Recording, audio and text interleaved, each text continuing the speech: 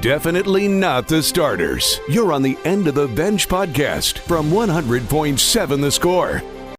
I'm Mike Hebert, owner of Cantex Roofing and Construction. Every day is game day, and we'll get it right when it comes to your roofing, construction, windows, and mirrors. Call Cantex Roofing and Construction today. Together, we are one serving you. Happy Tuesday morning. It is the End of the Bench on 100.7 The Score.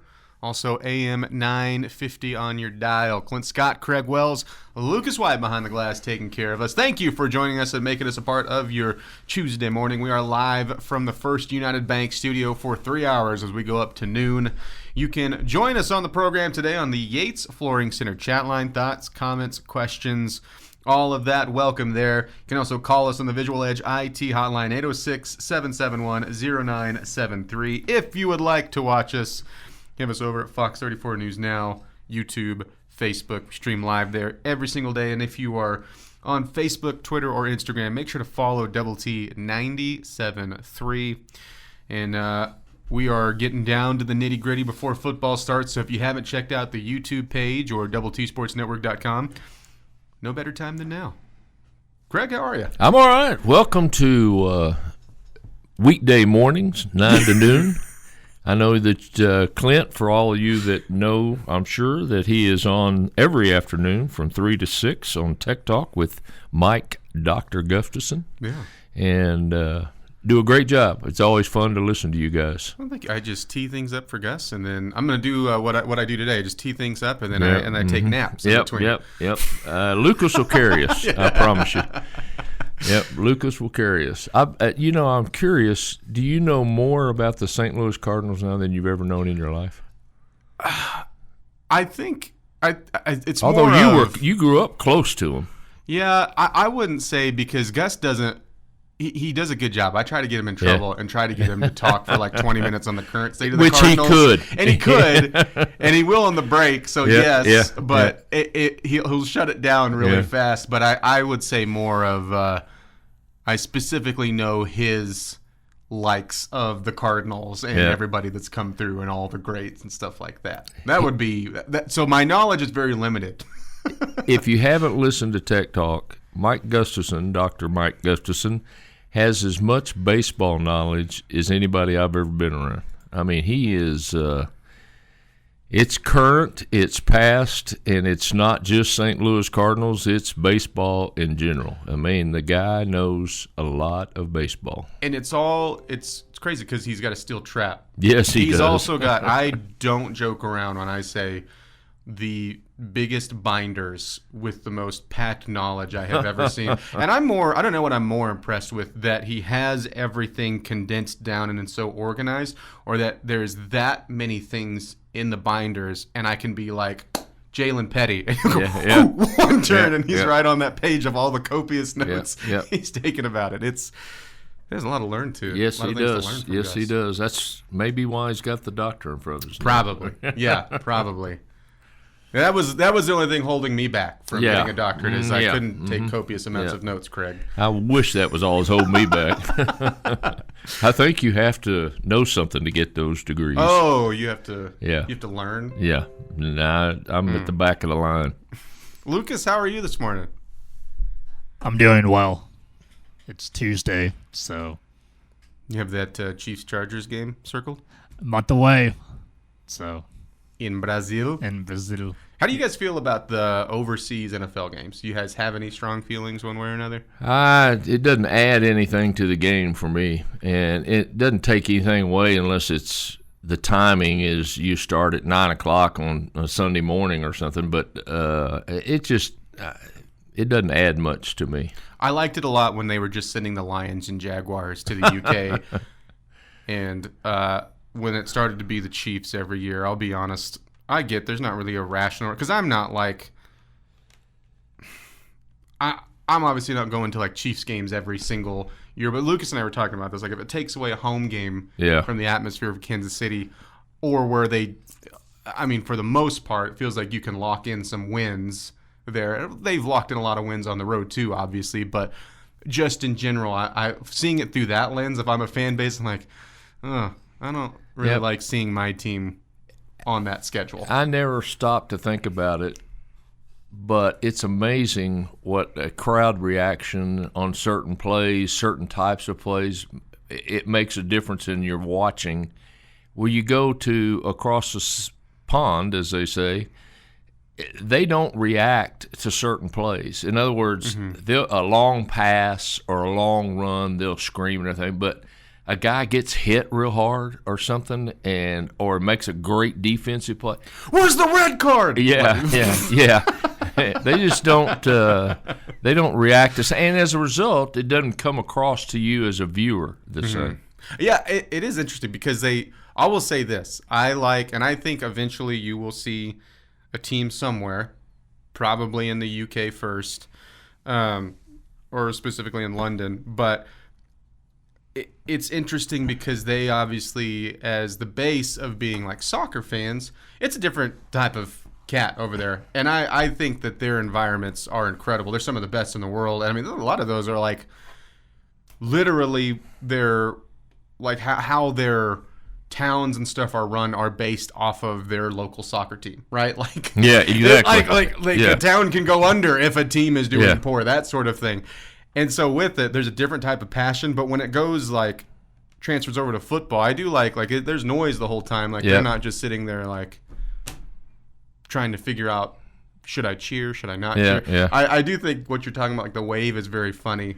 And I like that, you're growing the game and you're trying to, for years, the NBA was great at, and it was because they were getting international superstars, and you just don't have that with football, but they were building those brands and were so good with that. Now the NBA, for a lot of people cheering for this, have really taken a lot of steps back and are going the wrong direction with growing the sport, if you will. Baseball has always been horrendous at growing the sport. Even inside the walls of the U.S., and you're one little spot up there, our brothers to the north. But the NFL, I feel like, has done a really good job. At the same time, I'm hypocritical, and I'm like, okay, do that without the team that I root for. Yeah. Which is hard because... Yeah. And it's amazing because baseball has probably more international players per roster than any professional sport there is, but they can't get the out-of-town, out-of-country games going. I mean, it doesn't resonate with them for some reason. Speaking of that, did you see Mr. Harden, James Harden, at China? He went walking into did you see it, Lucas? He went walking into, it looked like a mall or something, or a lobby of a huge hotel or something, but thousands of people just screaming and hollering for James Harden. I mean, he was by himself, and he comes walking in there, and the people just went nuts. And I think it's because he's an NBA star. Plus, he's been over there representing Adidas and 2 or 3 times, so I think that he's a legitimate star in China. I was taken away by that. I like when people go take videos when they're like 7 foot tall, just normal people, like they're over here, and they like work at Adidas, or they work at like a Foot Locker, but they look like they're NBA building. They go over there and they lean into it, and people are taking pictures. And I'm like, I saw a 7'3", 14-year-old the other day. 7 foot. Of course, he was about 180 pounds too. He's rather skinny, but it was real interesting. Sometimes it's like when you see them, they grow so fast like that. And you're like, it looks painful to run. Like, have you seen young videos of Wemby? Yeah. That's what this kid looked like. Future NBA star. It's the end of the bench. Definitely not the starters. You're on the End of the Bench podcast from 100.7 The Score. It is the End of the Bench on 100.7 The Score. Thank you for joining us, and happy Tuesday morning to you, Clint, Craig, and Lucas behind the glass. Keep hitting us up on the H Flooring Center Chatline. We got a little clarification, and this makes sense now. They said Cowboys call Appaloosas apps, which again makes sense there, and it's an ugly horse that can't run. No idea. But it makes sense. I've seen an Appaloosa. I had no idea that was the thing that they... I didn't know they couldn't run either. Yeah. They call me the Appaloosa of humans. Craig, ugly and can't run. Let's check the calendar, shall we? Your daily look at what's happening in the world of sports, birthdays, and holidays. Let's check the calendar. Big, massive list of holidays today. Really world-shaping holidays today. It's National Blogger Day. Do you think 20 years ago, if you'd have said, I'm going to write a blog, that they would have looked at you strange? Yes. And I think, it's funny for blogging, and especially from the sports media side, really what we're reading is more blogging now than it is. Yeah. You still get sports reports, like you get game reports, but that's like the way you function with sports writing now. When you're giving your opinion-based articles anyways, it's more blogging than it is anything. So it's funny how much that's taken over. But yeah, 20 years ago, if you would have said I'm a sports blogger, like, oh, you're writing in your diary? Yeah. Picking your little feet up. So, today I watched the Chiefs. It was fun. Yeah. Dear Diary, it is National Couscous Day. Everyone's favorite kind of rice dish. Ask me what couscous is. And couscous is? I have no idea. And I've had it before, like out of an instant box. It's the only one I've ever had. It's like little grains. Like okay. Little tiny orbs. Diet rice. I guess. The picture they have looks pretty good. Mm-hmm. Yeah. It is National Dash Cam Day. Do you have a dash cam? I do, but I have yet to use it. That's amazing to me how you see all these dash cam videos. They're amazing. How did they have that dash cam on at that particular time? Mm-hmm. Same thing with phones. When something happens, my immediate reaction is not to pick up my phone. I mean, first of all, I'm getting out of the way if it's something, but like I'm yelling World Star and getting in like on that fights are starting and people are backing up, getting their phone out and, videoing the fight. Come on, get them apart, So I'm not dash cams. I've got one, but I don't use it. I'm just not quick enough, but I am totally I'm going to take a video of Really? this fight. Oh, yeah. Yeah, especially if it's, like, involves, like, a friend of mine. Yeah, I want to remind them how they did. Yeah, you idiot, look here. Yeah. Look, you left yourself open right here. All right? You asked for that chin shot, all right? I think the dash cam is really smart, but I don't have one. And like some of the ones you see where people are just idiots. Like, have you seen the video where it's like on a highway or something? They pull over behind, or like this car just stops in front of them, and so then they stop. They slam on their brakes. That lead car was trying to get them to rear end them, and they were smart and were paying attention behind them. So then they start backing up, and like they hit. It's not very hard because they're like 10 feet away, but still they hit enough. And then all three of them in the front car get out and are like, "Oh, you hit my car!" And then the one guy of the group sees the dash cam. Yep. You can just see everything falling out of his body. It's tremendous. One more. It's National Oyster Day. Not an oyster fan. You an oyster fan, Lucas? Absolutely. Big fan. Hot sauce and a little lemon. Just got to get past the texture. It's fine. It bothers the people I'm around when I eat oysters, like my wife and my parents, but It's they not. just don't watch me eat those. I don't understand why it's like an aphrodisiac, because it is a gross sounding food. Like there's not a polite way to eat an oyster, right? Well, I thought you just let it tilted your head just a certain way and it would just slide down. That's not right. You don't have to chew it either. It just keeps sliding down. All right, that's all I got. All right. In 1921, the first radio broadcast in Pittsburgh of Major League Baseball, KDKA, in 1921.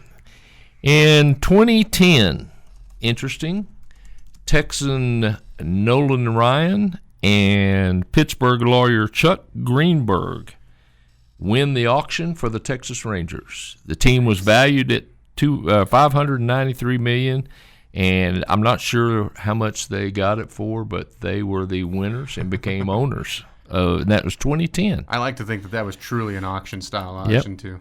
And 2012, Usain Bolt the fastest man on earth, won the 100 meters at the Olympics, and his career went till 2017 where he lost a 100-meter race at the World Track Championships in London. And so for 5 years there, nobody was any faster. Do you think for like other countries rooting for another country's athlete, he's kind of the poster boy for that? Because I knew, and I was rooting for him. Like, yes, I wanted America to do well. I couldn't even tell you who was in that race, like any of his races, though, because I was watching Bolt, and I was like, man, he's incredible. Yeah. And he came on the scene just out of nowhere. I think it was Tyson Gay. Yeah. Oh, okay, Yeah. And not only did he win, but he in a 100-meter race, he won by 3 or 4 strides when he was at his peak. He made it look easy. Yeah. And the humble guy had a smile on his face, and I could see people rooting for him, even though he's not from your country. We are Jamaica. We have a sprinting team. Yep. 2013, A-Rod was suspended on a 211-game ban for steroid use. The biogenics lab experiment went wrong, and he was sent to the bleachers.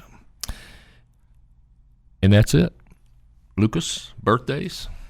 We have director James Gunn, who directed Guardians of the Galaxy. He is turning 59 years old today. Boy, directors are one. I'm really bad with like athletes' age after they retire. Directors, you could have told me any age for James Gunn. Any age 40 or up, and I would have been like, oh, okay, that makes sense. Yeah. I'm just impressed that both of you know who the director was of something. Well, it's just like his trailers are it's kind of like Michael Bay, where it's like directed by James Gunn, and it's like the biggest script. Takes the full screen. Yeah. Carl Crawford turns 44 years old today.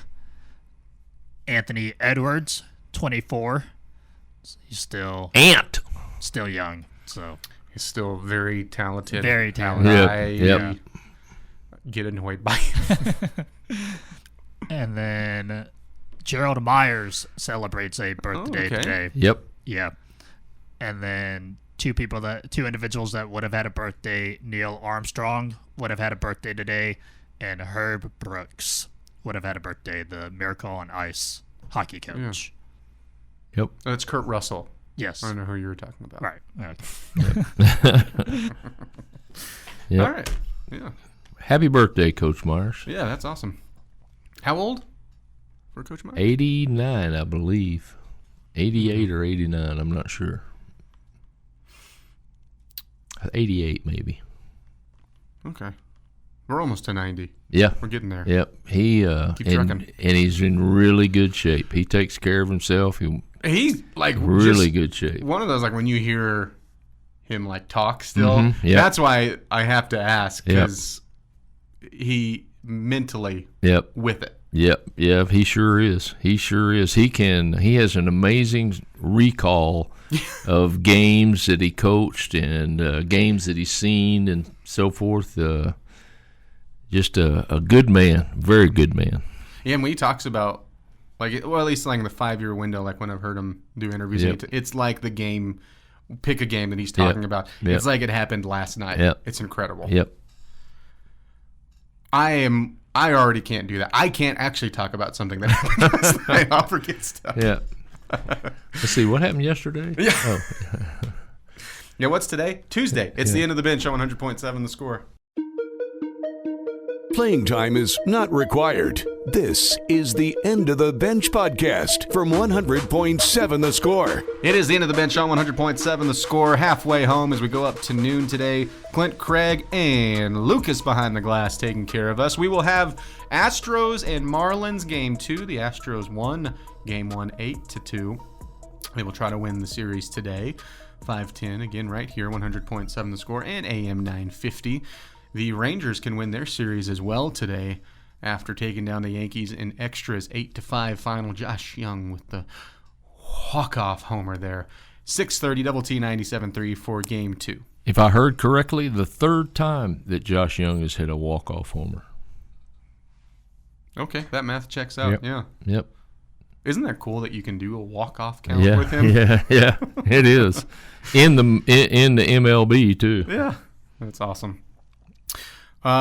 This on the Yates Flooring Center chat line. Oh, thank you, old Razzle Dazzle. Said, just ask Gus, Craig. Clint likes to film and watch. Uh-oh.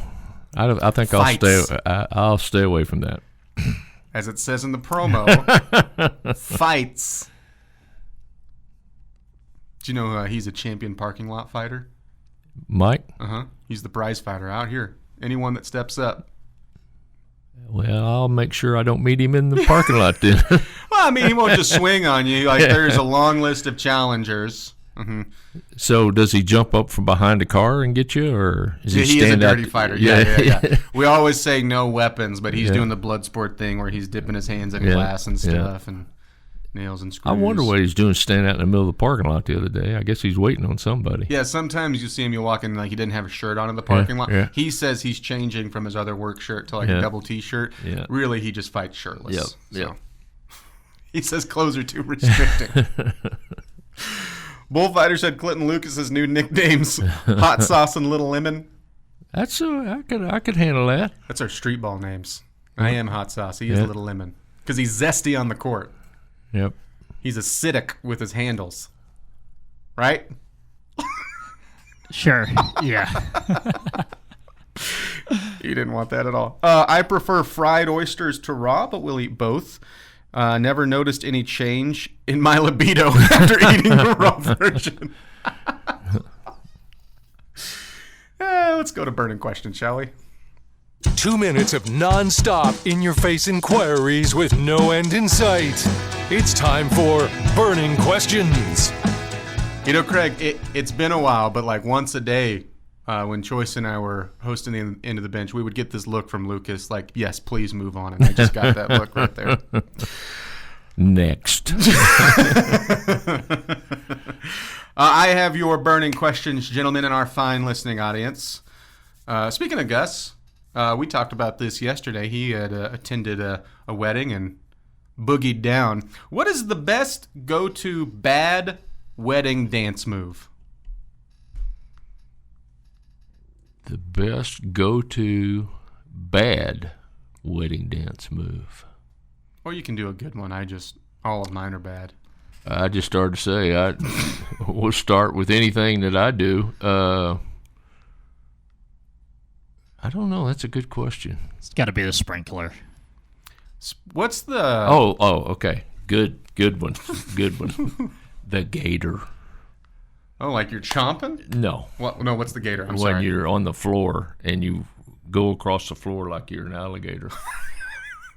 You guys hadn't seen that? Oh man. No, I know. It's like- I know the worm.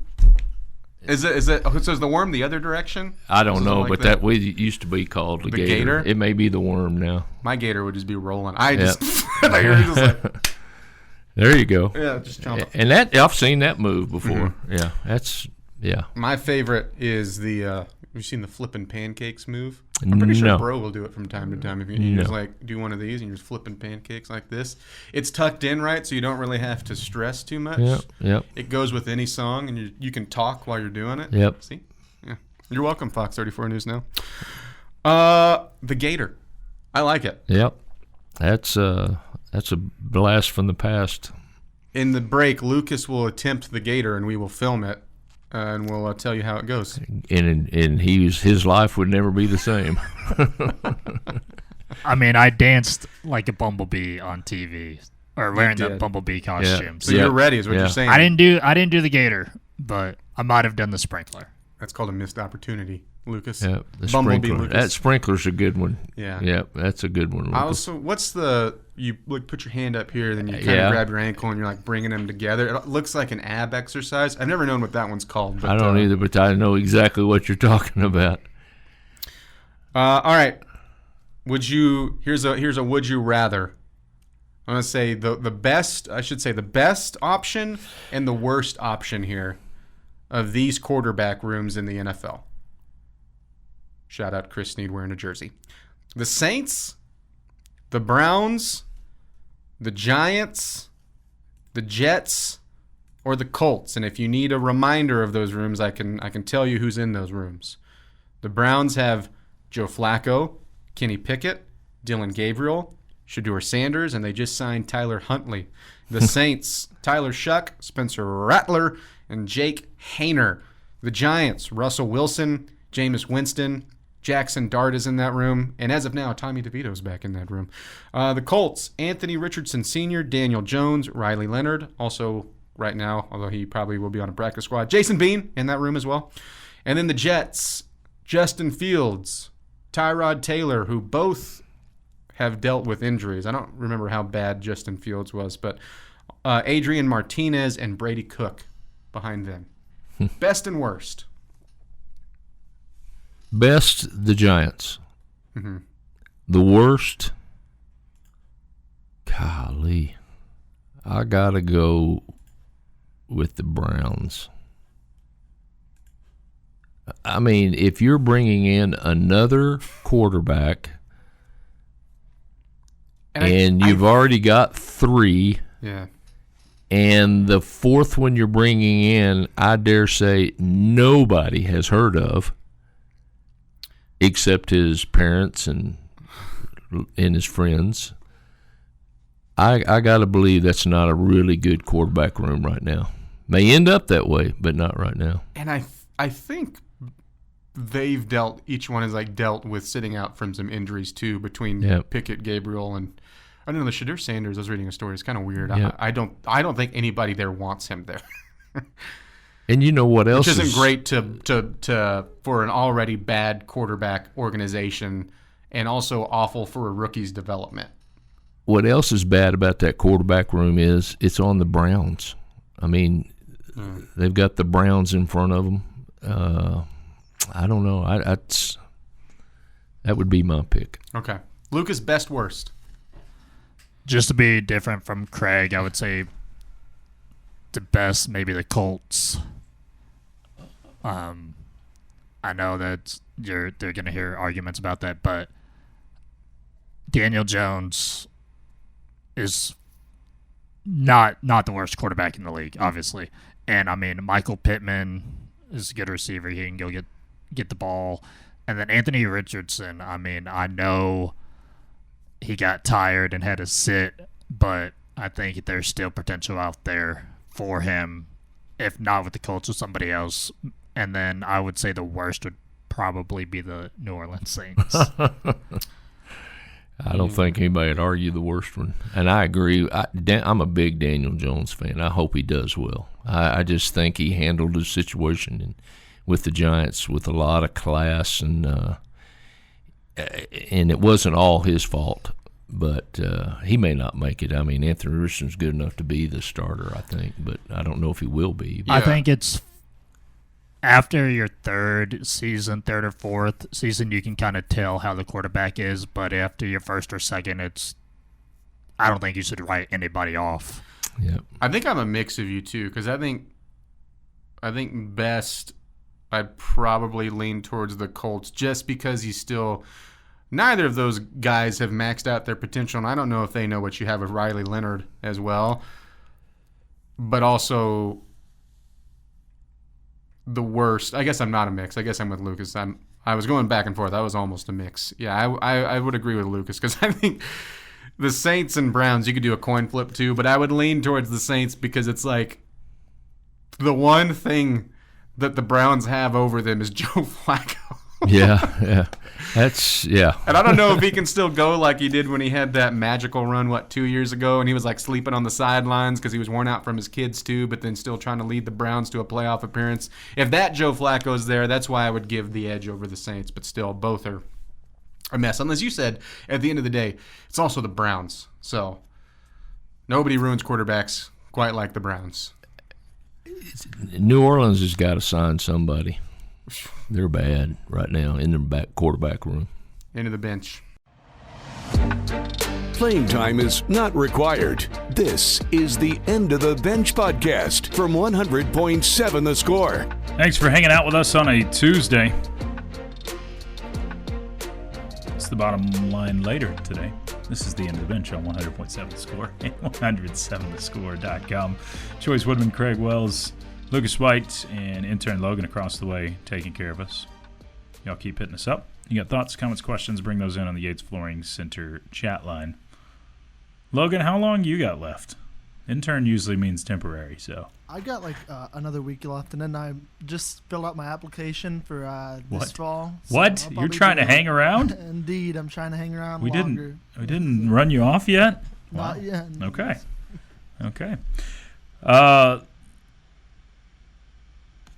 Y'all continue to get your thoughts in on the Yates Flooring Center chat line. Like this one, why is Tech rated so high in the coaches poll?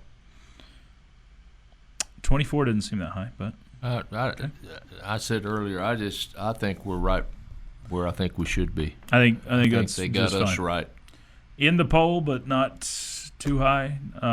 What? I know this is our troll guy on the chat line, so I'm opening up again. What makes you think they shouldn't be? What makes you think 24 is not? There's a team that no one bats an eye at that's in the poll. I think they're in. Oklahoma's in, right? No, first time in okay, 20-something years. No, what I saw was CBS Sports did their ranked all 136 teams, and they were 24th in theirs. I think Tech's 21. Yeah. But when a team like OU gets in the bottom of the poll, or Texas many times after 6-win seasons or less gets in the bottom of the poll, no one bats an eye at it because we're just so used to it. OU finished 6-7. They lost a bowl game to Navy last year to have a losing record. They did really well in the portal, much like Texas Tech. Not as good, according to the people in the know, as Texas Tech in the portal, but they still did really well. No one questions it at all if OU's in there. I'm going to go right back to my SEC bias. 9 SEC teams in the poll. Yeah. 9? No, I'm not buying that. No, and that's what's silly about it. You could sit here and tell me about the top of the SEC all day, and I'll agree with you. Yes. 1, 2, 3, sometimes 4 and 5 right there can beat almost any other 1, 2, 3, sometimes 4 and 5 in other leagues. Almost always, not always the case. Remember, Texas, which was the best team in the SEC last year, should have gotten beat by Arizona State in the Fiesta. No, it was was it Sugar Bowl? Whatever bowl. College football playoff. Should have gotten beat if it wasn't for a phantom or a missing pass interference call. Silly one there. But you get to the meat of the league, the middle of the league, you can't sit here and lie to me and tell me, without a doubt, Arkansas is going to beat Iowa State, or Arkansas is going to beat whatever 5th place team there is. I'll tell you a good example this year's Choice is Mississippi.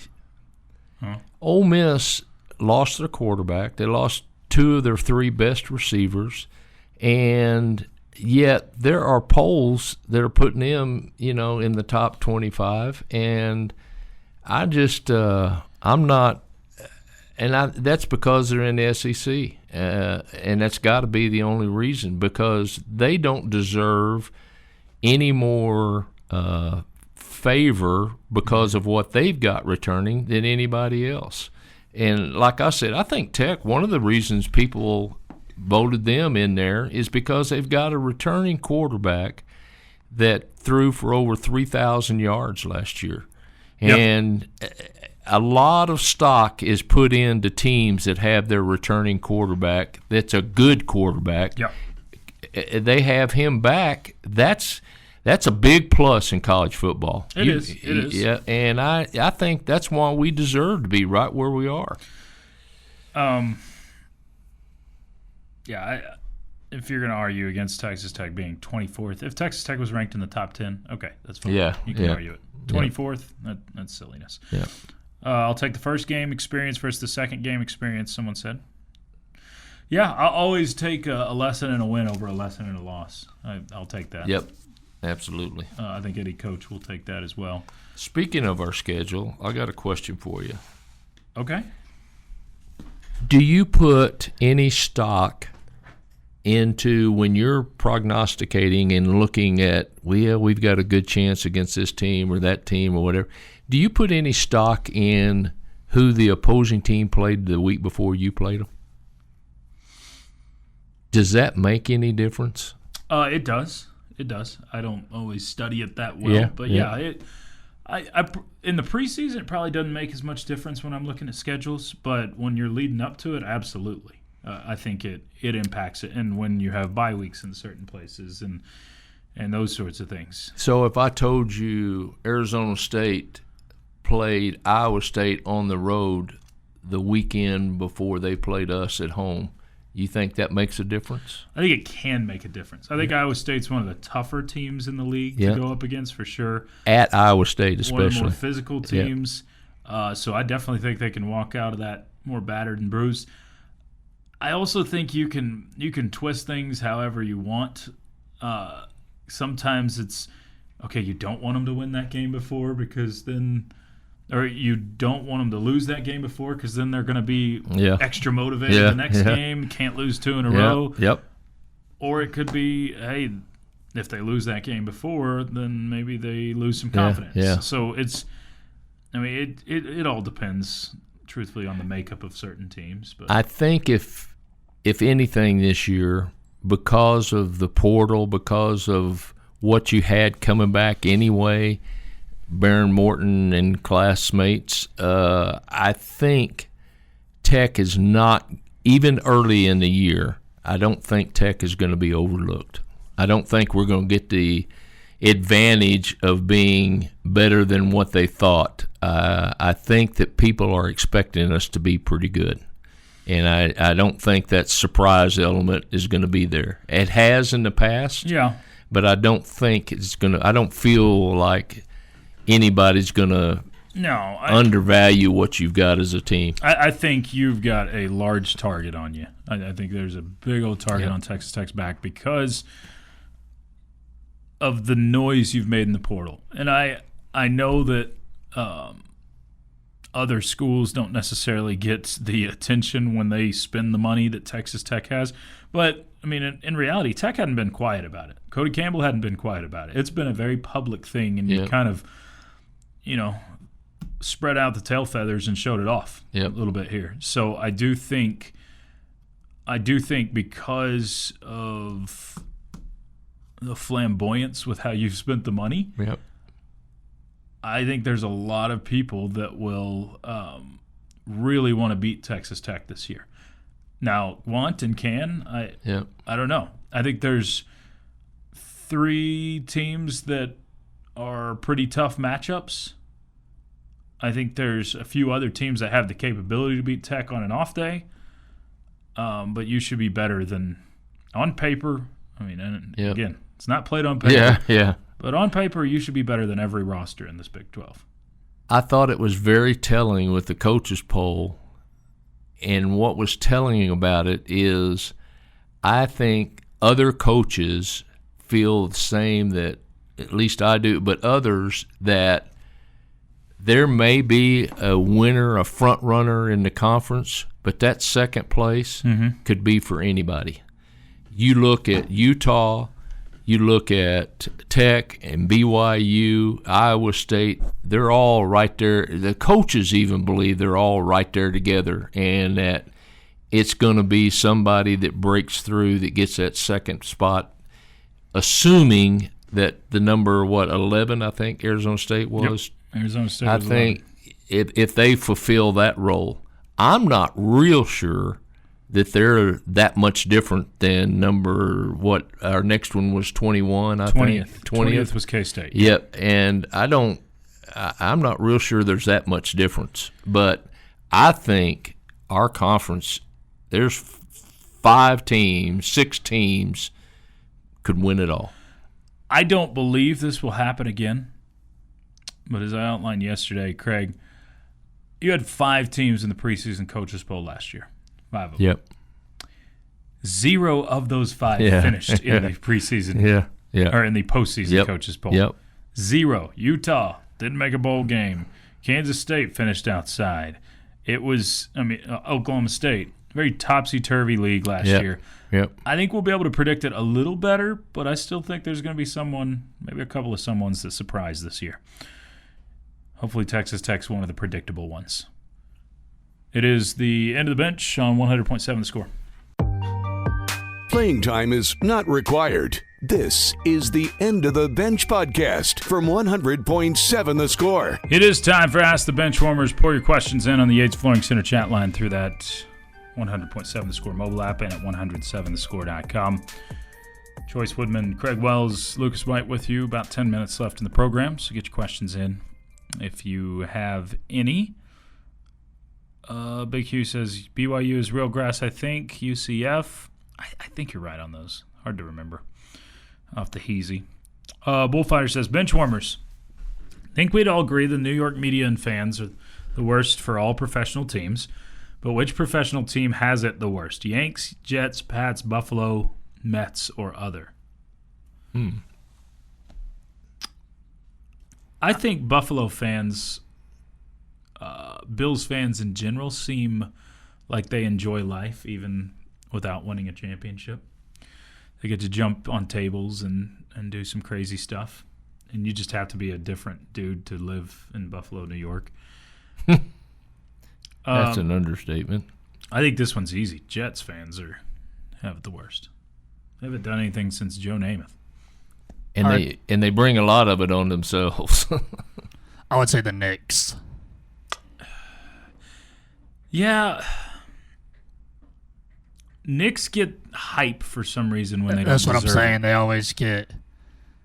I mean, they're a solid team. They're a consistent playoff team, but they can't get to the Eastern Conference Finals. Are there actually passionate Knicks fans, or is it just a bunch of It's all celebrities? the celebrities that sit courtside. Like, anybody actually care about the Knicks when they're not good?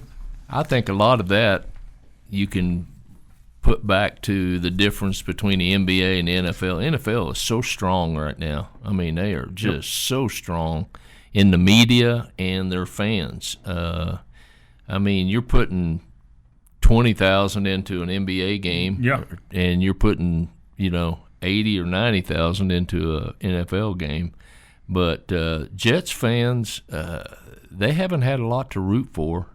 And as a result, I think the media in New York they're pretty cruel to the Jets, I think. So I think you're onto something there. Yeah, I think Jets are just there's a lot of hope every year, seemingly, that doesn't get fulfilled. Yep. So, interesting question. Someone does tell us Friona football and baseball are still both grass. There Good for them.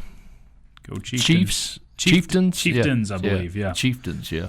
Yeah. We're getting close to Friday football season. We got Friday Night Lights is what do we be got? around the corner. I think first games get underway officially on August 28th.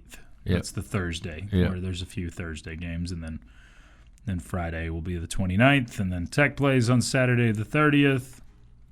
We're there, almost.